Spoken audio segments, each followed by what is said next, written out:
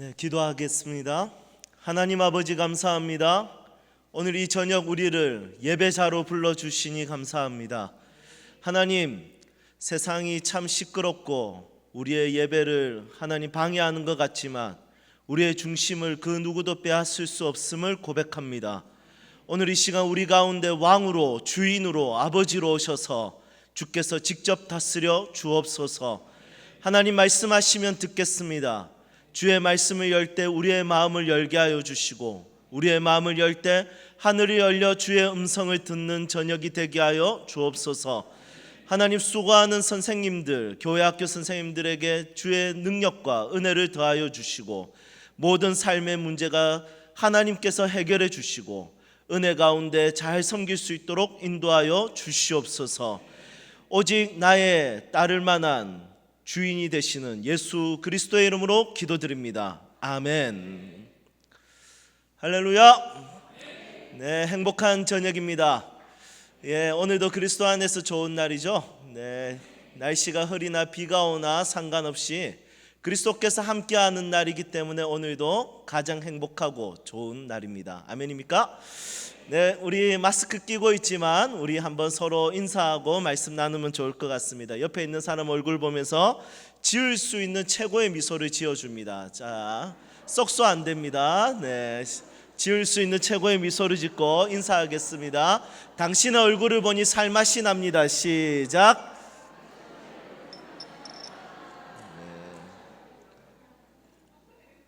네, 살맛 나십니까? 네, 아마 두 가지 이유 때문에 살맛 날 겁니다. 첫 번째는 해피 바이러스, 나를 보면서 웃어주니까 이렇게 살맛이 납니다. 그리고 두 번째는 이 얼굴로도 사는데 내가 왜 못 살겠나 이런 마음 때문에 살맛 날 겁니다. 여러분, 이런 이야기를 너무 다큐로 받아들이면 안 됩니다. 목사가 돼가지고 외모지상주의다 뭐 이런 식으로 받아들이면 약간 애매해집니다. 그냥 다큐로, 죄송합니다. 뭐죠? 개그로 받아주시면 됩니다. 저도 오늘 여러분들 얼굴 보니까 살맛 납니다. 이유는 말하지 않도록 하겠습니다. 우리는 한 번 사는 인생을 살지 않습니까? 그래서 누군가에게 정말 산소같이 그 사람을 행복하게 만들어주고 그 사람에게 기쁨을 줄 수 있는 그런 사람이 되면 좋을 것 같습니다. 그런데 종종 어떤 사람들을 만나보면 산소 같은 사람이 아니라 아황산가스처럼 정말 사람의 마음을 답답하게 만드는 사람이 있습니다. 그냥 보는 순간에 밥맛 딱 떨어지고 보기 싫다 이런 마음들이 들 때가 있다는 것이죠. 또 어떨 때는 내가 누군가에게 그런 사람이 될 수도 있습니다. 그렇지만 사람과 사람의 관계에서는 충분히 그럴 수 있다고 생각합니다. 하지만 하나님이 우리의 인생을 보시면 어떨까요? 하나님 우리의 인생을 보셨을 때 참 너 보니까 내 마음이 시원하다, 너 보니까 내가 살맛 난다. 물론 하나님에게 어울리는 표현이 아닐 수도 있지만 의인화시키면 그렇게 표현할 수 있습니다. 내가 너 보니까 기분 좋다, 너가 교사를 섬기는 거 보니까 참 기대가 되고 내가 참 너를 믿음직스럽게 여긴다, 이렇게 말씀하시면 좋을 것 같습니다. 그런데 만약에 하나님이 나를 보실 때 너 보니까 답답하다 이런 느낌이 있으면 하나님께 너무 죄송한 마음이 들 것입니다.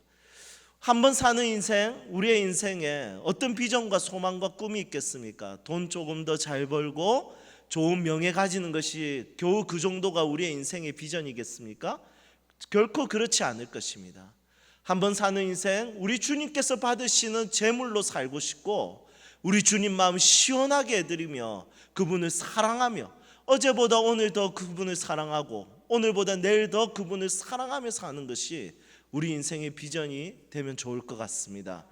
오늘 함께 말씀을 나누는 가운데 우리가 소망을 가지고 말씀을 나누도록 하겠습니다. 하나님, 나의 인생을 받아주시옵소서. 나의 삶을 받아주시옵소서. 하나님, 나를 교회학교 교사 이 귀중한 직분을 주셨는데 주님, 그냥 내가 하는 것이 아니라 이 사역을 하나님 받아주시옵소서. 그 마음을 가지고 주의 말씀 앞에 나아갈 수 있기를 소망합니다. 하나님의 마음을 시원케 하려면 오늘 본문 말씀을 통해서 우리는 세 가지 원리를 찾을 수 있다고 생각합니다. 그 세 가지 우리 같이 나누도록 하겠습니다. 첫 번째는 하나님이 찾으시는 사람, 하나님의 마음을 시원케 하는 사람은 희귀합니다. 이게 첫 번째 메시지입니다. 하나님의 마음을 시원하게 하고 하나님을 기쁘시게 하는 사람은 희귀하다, 이렇게 볼 수 있습니다. 오늘 말씀해 보니까 얼음 냉수와 같이 주인의 마음을 시원하게 한다 했습니다. 이 말씀은 지금으로부터 약 3,000년 전에 기록된 말씀입니다. 솔로몬을 통해서.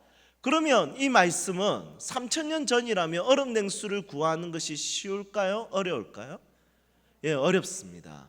물론 이 얼음 냉수라는 말은 적합하다, 더울 때, 추수할 때, 목이 마를 때 이거 마시면 참 좋다, 이런 적합하다라는 내용도 있지만 다른 관점으로는 희귀하다라는 내용도 있습니다. 저는 운동을 좋아하긴 하는데 축구처럼 공 하나 가지고 22명이 야만인처럼 뛰어다니는 이런 운동은 그렇게 좋아하지 않습니다. 이곳에 축구를 사랑하시는 분 계시면 죄송합니다. 저는 정말 신사적인 운동, 1대1로 그리고 실내에서 하는 정말 규칙이 정확한 신사적인 운동, 저는 복싱을 좋아합니다. 이제 저희 교회에 이제 복싱 관장님이 계셔서 이제 한 3, 4년째 이제 운동을 하는데 저랑 맞더라고요. 그런데 기본적으로 복싱은 목사에게는 불리한 운동입니다. 왜냐하면 스파링을 뛰면, 제가 때리면 제 안에 있는 목사의 성품이 나타납니다. 그래서 딱 때리자마자 죄송합니다, 이런 게 나옵니다. 그리고 제가 맞으면 뭐가 나오겠습니까? 자연인 죄성이 나옵니다. 요것 봐라. 그리고 또 맞으면 죄송합니다. 그리고 때리면 반대로 됐죠. 어쨌든 여러분, 복싱 그게 굉장히 힘들더라고요. 그래서 라운드 딱 끝나면 물을 마셔야 되는데 목이 너무 마른 상태에서 누군가가 물을 갖다 주는데 그게 만약에 뜨거운 물이다, 그러면 그 물을 그 사람 얼굴에 붓고 싶은 그런 욕구가 생길 수도 있습니다. 하지만 그때 누군가가 얼음 냉수를 갖다 주면 굉장히 시원할 것 같아요. 얼음 냉수는 어떤 상황에서 적합하다 이런 뜻도 되지만 지금으로부터 3,000년 전에는 희귀하다라는 뜻도 됩니다. 지금이야 목마르면 그냥 냉장고 문 열고 냉동실 문 열고 얼음 넣고 물 넣고 그냥 벌컥벌컥 마시면 얼음 냉수입니다. 그런데 3,000년 전에는 얼음 냉장고가 있는 것도 아니고 냉동실이 있는 것도 아닙니다. 그래서 목이 말라도 얼음 냉수 찾기는 너무너무 어려운 상황인 거죠. 그 당시 얼음 냉수는 이 이스라엘 팔레스틴 지역의 북부 지역에 있는 헤르몬 산의 맨 꼭대기에 있는 만년설이 물이 녹아가지고 얼음이 녹아서 내려오는 그 물이 얼음 냉수예요. 그러니까 추수하다가 갑자기 얼음 냉수를 찾기가 쉽지 않은 거예요.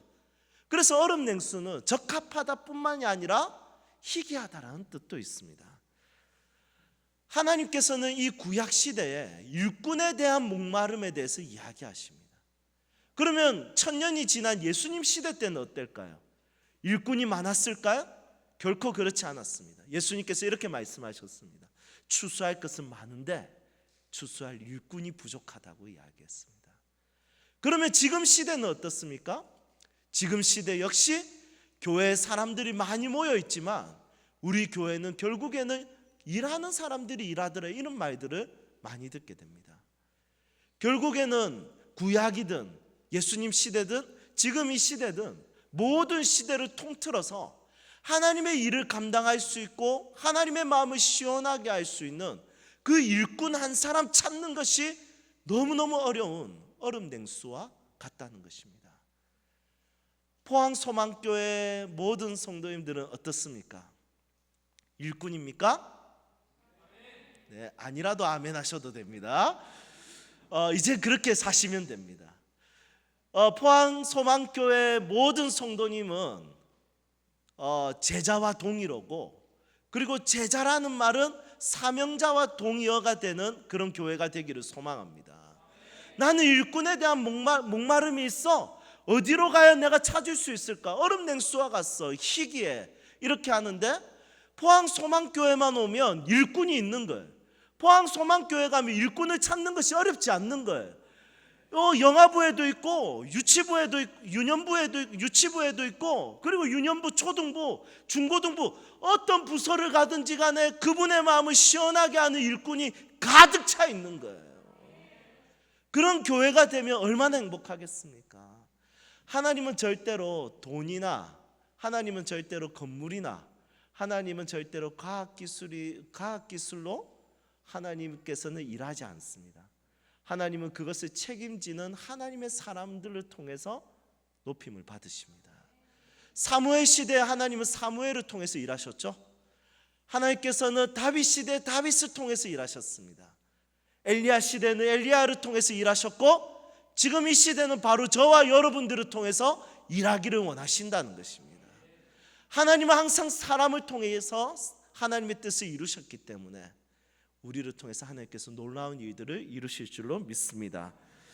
내비게이터 창시자인 도슨 트로트맨, 이분이 이 시대가 너무 악하고 이 시대가 너무 비참한 거예요. 선한 사람 같은데 넘어지는 거예요. 그래서 너무 속상해서 하나님 앞에 기도했습니다. 이 시대를 향한 하나님의 뜻이 무엇입니까? 제가 그 뜻에 순종하겠습니다.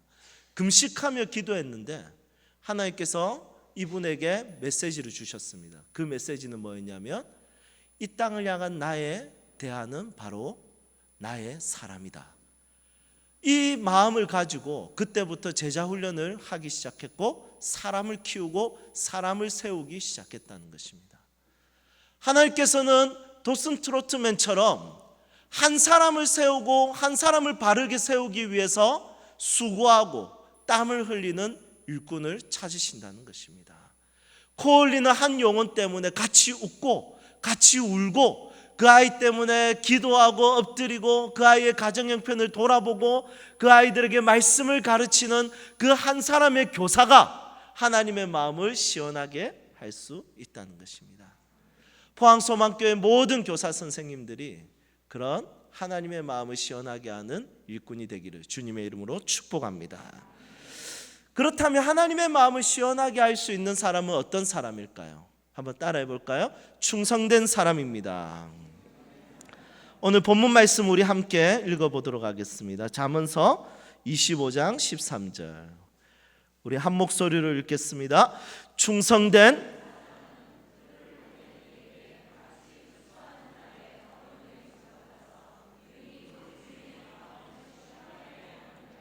아멘. 하나님의 마음을 시원하게 할 수 있는 사람은 첫 번째는 충성된 사람입니다. 이 충성이라는 말은 히브리어로 아만입니다. 이 아만에서 나온 단어가 무엇일까요? 좀 비슷한 말 있겠죠? 예수님의 이름으로 기도합니다. 아멘입니다. 그래서 이 충성은 동의합니다. 그렇게 하겠습니다. 이것이 바로 충성이라는 것입니다. 예수님의 별명이 고린도후서 1장 20절, 요한계시록 3장 14절에 보면 항상 예가 되시며 충성함이 되신다고 말씀하고 계십니다. 예수님은 하나님, 성부 하나님 앞에서 충성스러운 성자셨습니다. 그래서 그분은 항상 모든 일에 예스가 되셨습니다. 우리가 충성한다는 것은 하나님 앞에 예스맨이 되는 것입니다. 사무엘하 23장의 말씀을 읽어보면 좀 가슴 벅찬 이야기가 나옵니다. 다윗의 이야기가 나오는데, 다윗이 전쟁 중에 이제 쫓겨다니게 되었습니다. 그래서 한 동굴에 숨어 있었는데, 이 전쟁이 너무 길어지니까 피로감이 높아졌습니다. 그래서 전쟁이 빨리 끝나면 좋겠다라는 마음으로 한마디 딱 던졌습니다.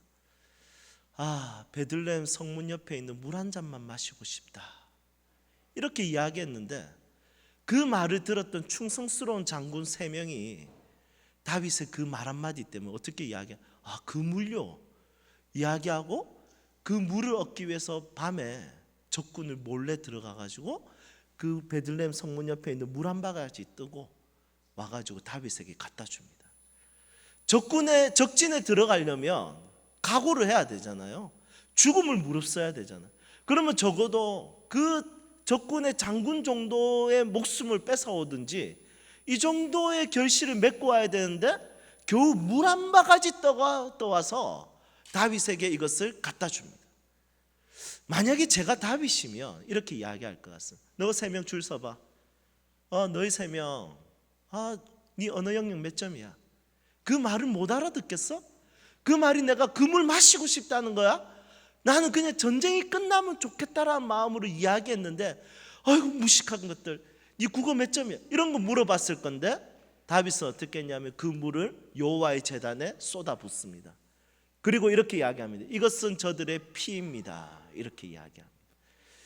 다윗은 그 물을 한 방울도 마시지 않았지만 다윗의 마음은 어땠을까요? 다윗의 마음은 시원했을 것입니다. 그 물을 충성스럽게 그냥 고지곧대로 듣고 그거 또 왔는데 그 물 마시는 거 그거 중요한 게 아니라 그냥 그 충성심 때문에 다윗의 마음은 시원했을 거랍니다. 우리는 종종 충성이 가해서 교회에서 문제를 일으킬 때도 있습니다. 우리는 종종 충성이 가해서 누군가가 봤을 때 저 사람은 조금 조용히 있으면 좋겠다 이런 생각이 들 수도 있습니다. 충성 때문에 실수할 때도 많고 충성 때문에 누군가에게 피해를 줄 때도 많습니다. 결국에는 자기 자신 스스로 돌아볼 수 있어야 될 겁니다. 하지만 하나님은 그 충성을 그냥 버리시는 것이 아니라 그 충성 자체를 받으신다는 것입니다. 저는 이 말씀이 참 은혜가 됩니다. 왜냐하면 탁월한 사자는 하나님의 마음을 시원하게 한다가 아니라 충성된 사자는 하나님 마음을 시원하게 하니까 이거 저도 할 수 있는 거거든요. 탁월한 사자면 저는 못합니다. 왜냐하면 저는 탁월한 목사가 아니라 저는 정말 부끄럽고 보잘것없는 목사이기 때문입니다. 저는 예수를 믿지 않는 집안에서 자랐습니다. 그리고 태어나서 4살 때까지 엄마도 못하고 아빠도 못하고 말을 못했답니다. 부모님이 저를 데리고 막 병원에 데리고 다녔습니다. 병원에서 이상이 없다고 합니다. 그런데 이제 부모님이 얘가 언제 말할지 모르니까 계속 기다리고 있다가 어느 날 식사를 하면서 제가 말을 하려고 했답니다. 그랬더니 저희 부모님이 됐다. 오늘 말하겠다. 자, 종아야, 엄마 해봐. 아빠 해봐. 하다가 제가 뭐라고 했냐면 고기 이랬어요. 부모님 마음은 첫 번째 기뻤습니다. 왜냐하면 말 못할 줄 알았는데 애가 말하기 시작하니까. 그런데 섭섭했습니다. 왜냐하면 다른 애들 부모님은 애가 엄마 했다 하더라, 아빠 했다 하더라. 그런데 이놈의 자식은 고기한 거예요. 그래서 그 섭섭한 마음이 있었다고 이야기하더라고요. 그렇게 있다가 저는 말 더듬는 사람으로 자랐습니다. 말을 잘 못하고 말하는 것을 힘들어하고 사람들 앞에 서는 것도 부끄러워하는 그런 내성적인 사람으로 자랐습니다. 그리고 제가 고등학교 3학년 때 교회에서 예수님을 만났습니다. 그리고 예수님 만나고 하나님의 부르심이 느껴졌습니다. 청소년들을 위해서 사역해야 되겠다, 목사가 돼야 되겠다 생각하고 신학교를 가게 되고 모교회에서 교회 다닌 지 2년 만에 21살 때, 그러니까 예수님을 믿은 것도 2년 됐지만 교회를 다닌 것도 2년 됐었거든요. 21살 때 담임 목사님이 종아야, 네 목사님, 너 우리 교회 교육 전도사. 목사님 저는 교회 다닌 지 이제 2년밖에 안 됐는데 무슨 전도사를 하겠습니까? 해봐, 너 할 수 있어. 네.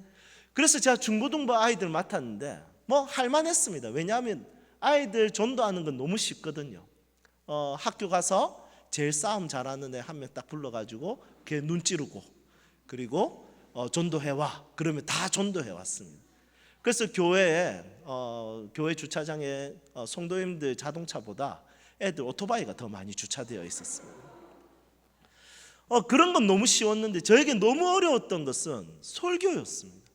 저는 공부를 해본 적도 없습니다. 중학교 때 꼴찌, 고등학교 때 꼴찌. 그냥 맨날 공부 시간에 놀고 그냥 자고 야자 이런 거 저는 뭔지도 몰랐습니다. 수능 이런 것도 뭔지 몰랐습니다. 고등학교 3학년 때까지. 그런 저에게 설교를 하라는 것은 너무 힘들었습니다. 그래서 이제 겨우겨우 이제 중고등부 설교를 하고 있었긴 했는데 어느 날 담임 목사님께서 정말 놀라운 이야기를 하셨습니다. 종아야, 네 목사님, 너 수요일날 설교 한번 해봐. 그거 절대 안 돼. 진짜 목사님 한 번만 봐주십시오. 용서해 주십시오. 제가 뭘 잘못했습니까? 더 충성하겠습니다. 그것만 바꿔주십시오. 해봐. 네 목사님. 그리고 일주일 동안 막 타자 치고 혼자 거울 보고 그거 이미지 트레이닝하고 그리고 외우고 묵상하고 정말 고민 많이 하고, 그리고 이제 제가 설교하는 수요 예배 날짜가 되었습니다. 저녁 7시 30분에 찬양이 시작되었고 제가 설교를 7시 40분부터 시작했습니다. 이제 준비한 대로 뭐 아는 게 없으니까 그냥 고함 질렀어요. 하나님 여러분들 사랑하십니다. 믿으십니까? 뭐 그냥 고함만 질렀습니다. 그랬더니 성도님들이 그냥 듣고 있었습니다. 그리고 이제 제가 대표 설교 끝내고 기도하고 이제 아멘하고 눈 딱 떴는데 7시 44분이었습니다. 설교가 4분 만에 끝났어요. 온 성도들이 은혜 받았습니다. 세상에서 가장 위대한 설교는 짧은 설교지 않습니까? 그래서 지나가는 집사님들이 나가면서 인사하는데 정사님 너무 은혜 많이 받았습니다. 어떤 집사님 지나가면서 3분 컷 다음에는 뭐 이런 식으로 지나가셨습니다. 그런데 딱 한 분만 화나 계셨습니다. 담임 목사님만 화나 계셨어요. 목양실로 올라와. 그냥 올라갔더니 니는 설교 준비해라고 했는데 니는 설교도 준비 안 하고 이게 뭐 4분 니 지금 오늘 내 대 맞을래 뭐 이런 식으로 이야기하셨습니다. 그냥 뭐 머리 받고 난리 났었습니다. 그리고 이젠 시간이 지나서 너무 자존심이 상해서 책 읽고 그 당시에 CGN TV에 있는 사이트 들어가가지고 모든 강의와 설교를 다 찾아 듣고, 그리고 한 10년 그렇게 지내니까 이제는 10년 지나고 30대가 되니까 이제 설교에 대해서 조금 알겠고, 이제 또 10년이 지나서 이제 40대가 되니까 설교에 대해서 더 조금 알 것 같아요. 하지만 여전히 설교만 생각하면 내 명예 못 죽겠다라는 생각이 듭니다. 너무 어렵고 너무 힘듭니다.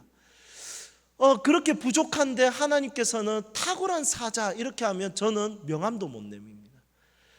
그래서 저는 15년 동안 청소년 사역만 하다가 교회를 개척했습니다. 담임 목사님이 너 개척해? 저 못합니다. 아니야, 너 할 수 있어. 야, 너 꼭 해봐.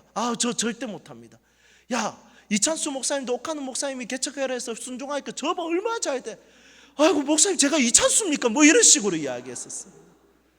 그리고 이제 청소년 사역만 하다가 목사님 등을 밀어서 제가 개척을 하게 되었습니다. 그래서 제가 아는 게 있겠습니까? 막 설교하다가 실수도 너무 많이 했습니다. 여러분, 하나님께서 화가 나시면 어떻게 돼? 이거를 하나님이 빡치시면 어떻게 되는지 아십니까? 하여튼 어느 순환이 잘 안 됐습니다. 청소년 사역만 오래 해서. 그러다가 이제 저희 교회 집사님의 모친이 장례가 이제 난 것입니다. 장례가 났는데 이제 뭐 아는 게 있습니까? 그래서 장례식에 이제 가서 이제 교우 예배를 인도하고 위로하고 이제 집으로 돌아오고 그 장례식이 끝났습니다. 그리고 그 장례식이 끝난 오후에 제가 문자 하나를 보냈습니다. 집사님의 가정에 하나님의 은혜와 평강이 함께 있기를 기도하겠습니다. 우리 어머니 집사님 하나님 품에 안기셨으니까 집사님 가정에 위로가 있기를 원합니다. 키읔.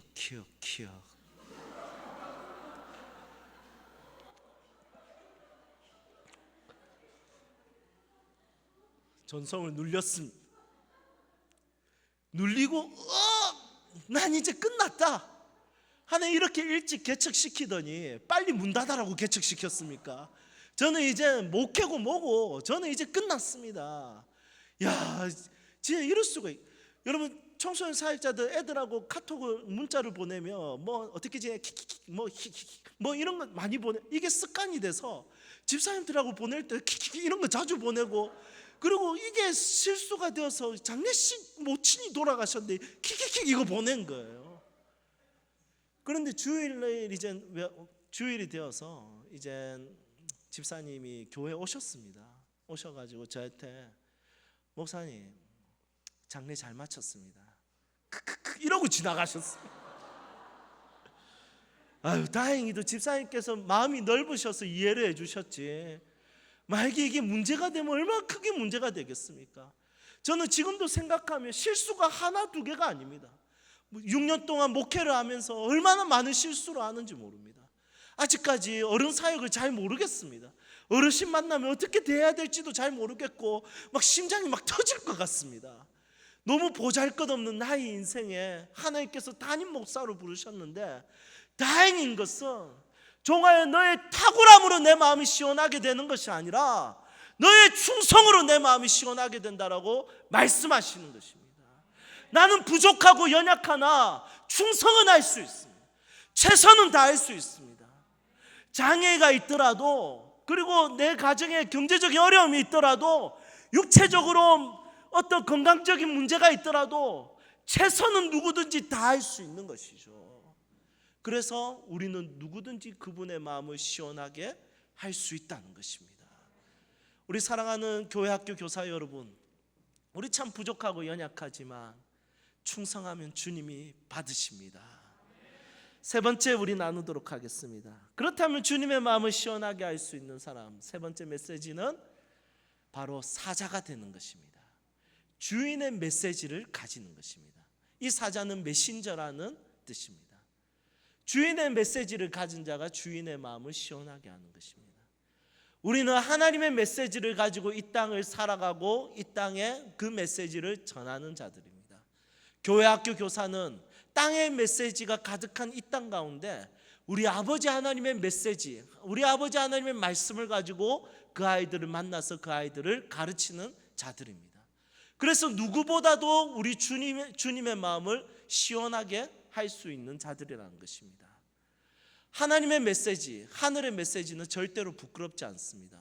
여러분들이 가르치는 내용은 너무 멋있고 가치 있고 의미 있는 메시지라는 것입니다. 저는 제가 고3 때까지 교회를 안 다니다가 고3 때부터 교회를 다녔는데, 제가 들었던 내용들, 이야기들, 교훈들 딱 BC와 AD로 나눠집니다. 제가 교회를 다니기 전에 제가 들었던 모든 말은 돈과 관련이 있었습니다. 네 공부 잘 못하는데 네 공부 못하면 돈 못 번다, 네 뭐 먹고 살래? 항상 이렇게 말씀하셨습니다. 모든 것은 경제적인 상황에 맞춰가지고 저를 판단했었습니다. 그런데 교회를 다니니까 정말 인생을 살면서 꼭 필요한 단어를 배웠습니다. 사랑, 섬김, 리더십, 열방, 비전, 나라, 선교, 긍휼, 이 모든 내용들을 배우기 시작했습니다. 우리는 이 내용들이 너무 익숙하니까 우리가 가르치는 내용이 별것 아닌 것처럼 느껴질 수 있지만, 세상 그 어디를 가봐도 이 메시지를 아이들은 절대로 들을 수 없습니다. 한 번 정도 들을까요? 어떤 특강 가면 1년에? 그런데 교회 오면 매주일 듣습니다. 그런데 우리가 가르치는 내용이 익숙하지만 그것은 보잘것없고 시시한 것이 아니라 우리 아이들은 이것을 배우면 인생을 멋있고 가치 있고 의미 있게 살게 하는 놀라운 메시지라는 것입니다. 저는 세 자녀를 키우고 있습니다. 첫째가 아들, 둘째가 아들, 셋째가 딸입니다. 누가 제일 이쁠까요? 딸 너무 이쁩니다. 첫째, 둘째는 이젠 선교사로 좀 나가면 좋겠어요. 집에 들어가도 인사도 제대로 안 하고, 인사 안 하나 이러면 이렇게 인사가 까딱합니다. 그래서 첫째 이름이 이한결인데 제가 이름을 잘못 붙였습니다. 이라크에 가라고 이라크라고 붙였어야 됐는데, 이제 첫째, 둘째가 말 참 안 듣는데, 셋째는 집에 들어가면 탁 뛰어와가지고 아빠 안아줘, 어디 갔다 왔어, 뽀뽀, 뭐 이런 식으로 너무 귀엽고 사랑스럽습니다. 그런데 저희 아내가 둘째를 임신했을 때 기도 제목이 있었습니다. 임신한 지 12주가 되면 1차 장애인 검사를 합니다. 그 장애인 검사는 다운 증후군 검사인데, 이 투명 목둘레라고 이 목 뒤에 있는 어떤 둘레를 재는데, 그 목둘레가 2mm에서 3mm 사이가 되면 이 아이가 다운 증후군이 아닌 거예요. 그런데 3mm가 넘어가면 다운 증후군이 가능성이 있다는 거예요. 그런데 저희 둘째는 12주가 됐을 때 몇 mm가 나왔냐면 5.2mm가 나온 거예요. 그랬더니 의사 선생님이 겁주는 거예요. 얘는 문제가 있다, 끝났다, 난리 났다, 이제 다운 증후군에 가능성이 있으니까 유전자 검사해서 빨리 결정해가지고 보내주라, 선택을 해라, 이런 식으로 이야기를 하더라고요. 그래서 이제 제가 고민이 되잖아요. 고민이 돼서 이제 저희 부모님에게 이야기했습니다. 저희 부모님은 교회를 다니고 집사긴 한데 약간 잡사 비슷하신 애매해요. 성경을 그냥 이렇게 베개로 보통 베고 주무시는, 전혀 읽거나 이런 걸 잘 안 하십니다. 그냥 성경은 항상 먼지가 쌓여 있고 이렇게 성경과 전혀 상관없으신 분. 그러니까 기독교 세계관과 아무런 관련이 없죠, 성경적 메시지와. 그래서 그 이야기를 들으시더니 진짜 저를 사랑하는 마음으로 이야기해 주셨습니다. 검사하고 그 아이 지우자, 이렇게 이야기하셨습니다. 그런데 저희 장인어른은 목사님이세요.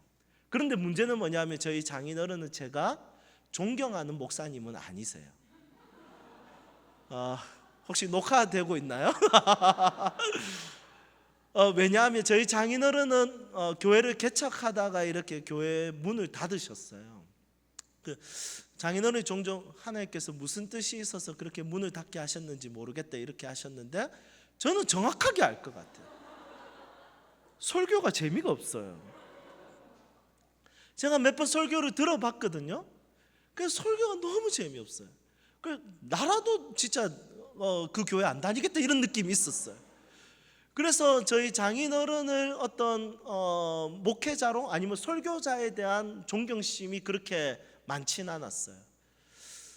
그런데 저희 장인어른한테 이 둘째 이야기를 했더니 저희 장인어른이 설교를 못하는 이유가 뭐냐, 말이 느리시거든요. 하나님께서 주님 오실 것 같아요, 그 자리에. 마라나타.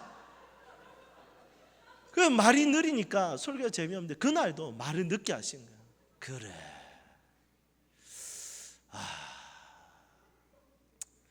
하나님이 속상 듣고, 제가 그냥 빠르게 이야기해 보겠습니다. 하나님이 우리에게 주신 선물 아니냐, 그 아이의 어떠함과 상관없이 그 아이 사랑해 줄 준비하자. 나도 그 아이 사랑해 줄게, 사랑해 줄 준비할게. 전 사실은 장인어른의 설교자로서의 존경심이 그렇게 많은 편이 아니었지만 그 말 한마디에 확신했습니다. 비록 우리 장인어른은 개척하다가 그 교회가 문을 닫았지만 우리 장인어른은 하늘의 메시지를 가진 자라는 것을 저희 부모님은 너무 현명하게 이야기해 주셨습니다. 너무 지혜롭게 이야기해 주셨습니다. 너희가 너무 힘들 수도 있으니 그 아이를 빨리 보내주자, 이렇게 이야기했습니다. 저를 사랑해서 이야기해 줬다는 것 충분히 이해합니다. 하지만 저희 장인어른은 미련해 보이고 그것이 세상이 봤을 때는 더 효율적인 방법이 있는 것처럼 이야기할 수도 있습니다. 하지만 저는 확신합니다. 생명에 대해서 이야기할 때 하늘의 메시지, 평생토록 가지고 있는 성경적 메시지를 가지고 그 말 한마디 던진 것이 너무 멋있고 가치 있고 의미 있는 메시지라는 것을 확신합니다. 저는 교회학교 교사들이 이 세상 가운데 죽음에 대해서, 생명에 대해서, 직업에 대해서, 가정에 대해서, 부부에 대해서, 사랑에 대해서, 열방에 대해서 정말 이 땅에 쓰레기 냄새 같은 냄새나는 그 메시지가 가득한 이 땅 가운데 놀라운 하늘의 메시지를 전하는 자들이 바로 교회학교 교사라는 확신이 있습니다. 여러분, 코로나19로 인해서 여러 가지 상황들에 있어서 참 어렵습니다. 하지만 이 어두움을 순수히 받아들이지 마십시오. 다음 세대를 포기하지 마십시오. 여러분들이 그것을 가르쳐 주지 않으면 어디 가서도 그 메시지를 들을 수 없습니다. 끝까지 붙들고 끝까지 고민하고 할 수 있는 대로 그 아이들에게 여러분들이 알고 있는 하늘의 메시지를 그 아이들에게 가르쳐 주십시오. 그렇다면 그 아이들은 영생의 유익을 얻을 뿐만이 아니라 이 땅을 멋있고 가치 있는 하나님의 사람으로 살아가게 될 것입니다. 메시지를 가진 자로 이 땅을 살 수 있는 믿음의 사람들이 되기를 축복합니다. 이제 말씀을 정리하겠습니다. 하나님께서는 오늘도 우리들에게 정말 큰 것을 요구하지 않았습니다. 탁월하거라, 잘하거라, 그것이 아니라 충성하거라. 최고가 아니라도 괜찮으니 최선을 다하거라. 내가 최고이니 내가 그 일을 이루겠다라고 말씀하시는 분이십니다. 그리고 우리를 살린 그 메시지, 우리가 사업에 부도가 났을 때, 가정에 문제가 있었을 때, 내 인생에 있어서 정말 포기하고 싶었을 때, 그 잠시 잠깐 들려주셨던 그 하늘의 메시지가 나를 새 힘을 얻게 하셨던 그 작은 메시지 하나가 나를 살렸던 것처럼, 내가 가르친 그 말 한마디가 아이들의 인생 가운데 결정적인 순간에 그 아이들이 살아나게 될 것입니다. 여러분들이 하는 사역 너무 소중하고 너무 가치 있습니다. 끝까지 포기하지 않고 함께 버티고 함께 견뎌내고 이 일에 충성하는 믿음의 일꾼들이 되기를 주님의 이름으로 축복합니다. 기도하겠습니다. 아버지 하나님, 감사합니다. 하나님의 마음을 시원하게 하는 일꾼이 희귀한 이 시대에 포항소망교회 모든 성도들은 주의 마음을 시원하게 하는 일꾼이 되게 하여 주시옵소서. 하나님, 이 시간 기도합니다. 항상 부족함을 느낍니다. 연약함을 느낍니다. 하지만 보잘것없는 떡 5개와 물고기 2마리로 5,000명을 먹이셨던 것처럼 우리의 충성을 받으시고 우리의 최선을 받아주셔서 눈에 넣어도 아프지 않는 저 아이들, 주님, 우리가 전하는 하늘의 메시지를 듣고 이 땅을 멋있고 가치 있는 인생으로 살아갈 수 있도록 인도하여 주시옵소서. 주께서 쓰시겠다 하시니 우리를 그대로 있는 모습 그대로 드립니다. 우리를 교회 교사답게 만들어 가주시고 우리를 인도하여 주시옵소서. 주님, 수고하는 모든 선생님들에게 하나님의 은혜를 더하여 주시고 모든 가정의 문제와 직장의 문제와 모든 사업장의 문제와 모든 문제는 하나님께서 풀어주시고 해결해 주시고 복되게 하여 주시옵소서. 포항소망교회 항상 소망 있는 교회가 될 수 있도록 인도하여 주시옵소서. 예수 그리스도의 이름으로 기도드립니다. 아멘.